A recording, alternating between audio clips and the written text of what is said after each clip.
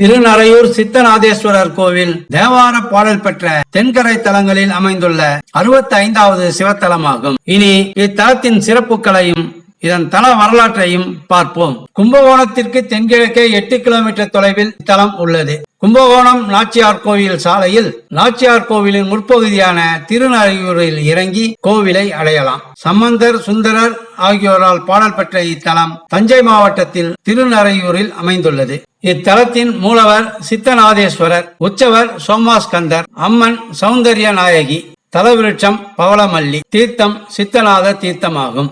இத்தலம் மகாலட்சுமியின் அவதார தலம் என்பதால் இத்தலத்தில் குழந்தை வடிவில் மகாலட்சுமி காட்சி தருகிறாள். எனவே மழலை மகாலட்சுமி என்று அழைக்கப்படும் இவளுக்கு பாவாடை சட்டை அணிவித்து அலங்காரம் செய்கிறார்கள்.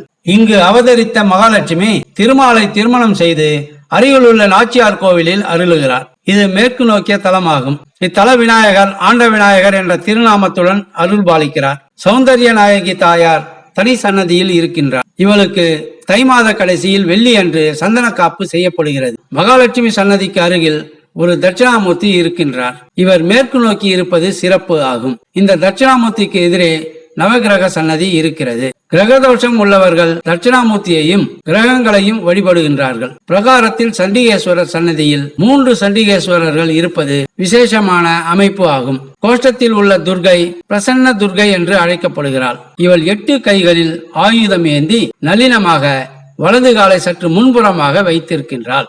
துர்கையின் இத்தகைய கோலத்தை காண்பது அரிது. அருகில் உள்ள உமையொருபாகன், பிச்சாண்டவர், பிரம்மா ஆகியோரும் இருக்கின்றனர். பிரகாரத்தில் சப்த கன்னியர், பஞ்சலிங்கம், ஆண்ட விநாயகர், கால பைரவர், வீரபைரவர் ஆகியோருக்கு தனி சன்னதிகள் இருக்கின்றது. சித்தர்கள் வழிபட்டதால் சித்தநாதேஸ்வரர் எனவும், தேவர்கள் வழிபட்டதால் வேதேஸ்வரர் என்றும், சித்தர்கள் இங்கு கோவில் கொண்டிருப்பதால் இப்பகுதி சித்தீஸ்வரம் என்றும் அழைக்கப்படுகிறது. துர்வாச முனிவரால் பறவை உருவமாக மாறி சாபம் பெற்ற நரன் வழிபட்டதால் இத்தலத்திற்கு நரபுரம் என்ற பெயரும் உண்டு. இத்தலத்தின் லிங்கம் மிக பழமையான லிங்கமாகும். மாசி மாதத்தில் 3 நாட்களும் ஆவணி மாதத்தில் 3 நாட்களும் சூரிய கதிர்கள் மூலவர் மீது படுகின்றது. இத்தலத்தில் ஸ்ரீ மகாலட்சுமியே மகரிஷி ஒருவருக்கு மகளாக பிறந்தாள். பின்பு பரமேஸ்வரனும் பார்வதியும் சீனிவாச பெருமானுக்கு மனம் முடித்து வைத்தனர். இங்குள்ள விநாயகர் ஆண்ட விநாயகர் என்று அழைக்கப்படுகின்றார். நீரும் மலரும் நிலவும் சடைமேல் ஊரும் அரவம் உடையான், இடமாம் வாரும் அருவி மணி பொன் கொடித்து சேரும் நரையூர் சித்தீச்சரமே என்று சுந்தரரால் தேவார பாடல் பெற்ற தலமாகும். இத்தலம் காலை 6 மணி முதல் 12:30 மணி வரையிலும், மாலை 4:30 மணி முதல் இரவு 8 மணி வரையிலும் திறந்திருக்கும்.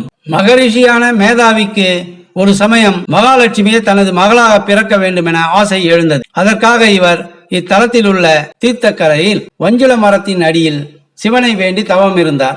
மேதாவியின் பக்தியில் மகிழ்ந்த சிவன் திருமாலிடம் மகாலட்சுமியை மேதாவியின் மகளாக பிறக்க அனுமதிக்கும்படி வேண்டிக் கொண்டார். திருமாலும் சம்மதித்தார். ஒரு பங்குனி மாத உத்திர நட்சத்திரத்தில் தடாகத்தின் தாமரை மலரில் மகாலட்சுமி அவதரித்தார். அவளுக்கு வஞ்சுளா தேவி என பெயரிட்டு வளர்த்த மகரிஷி திருமாலுக்கே மனம் முடித்து கொடுத்தார். மேதாவி மகரிஷிக்கு காட்சி தந்த சிவன் இத்தலத்தில் எழுந்தருளினார். பிரம்மன், குபேரன், மார்கண்டேயன், முருகன் ஆகியோர் வழிபட்ட தலமாகும். இத்தலத்தில் கோரக்கரும் வேறு பல சித்தர்களும் பல காலம் தங்கியிருந்து தவம் செய்து வழிபட்டு பேறு பெற்றுள்ளனர். கோவிலுக்குள் பல சித்தர்களின் உருவங்களை இன்றும் காணலாம். வாய்ப்பு கிடைத்தால் ஒருமுறை மகாலட்சுமியின் அவதார தலத்தை வந்து வேண்டிய வரம் பெற்று செல்லுங்கள். அடுத்து நாம் காவிரி தென்கரை தலங்களில் 66வது தலமான அரிசிற்கரைப்புத்தூரில் சந்திப்போம்.